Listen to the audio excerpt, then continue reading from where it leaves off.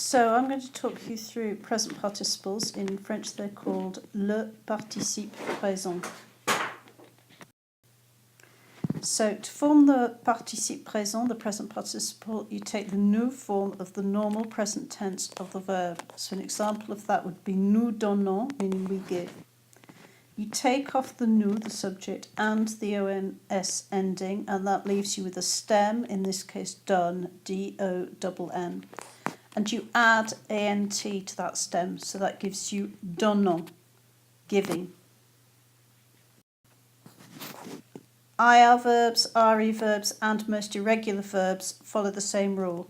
So, for examples here, nous finissons, we finish. Take off the ONS, you're left with finisse.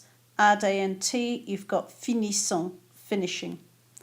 Nous vendons, we sell. Take off the nous, take off the ONS, you're left with vend. Add ANT, vendons, selling. Nous faisons, we do or we make.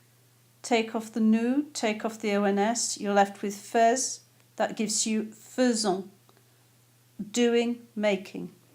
And the last example is nous pouvons, we can or we are able to.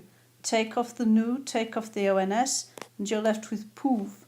Add the ANT and you've got pouvons, so that might be being able to. There are only three irregulars, and they are avoir, to have, the present participle is ayant. Être, to be, the present participle is étant. And savoir, to know how to, the present participle is sachant.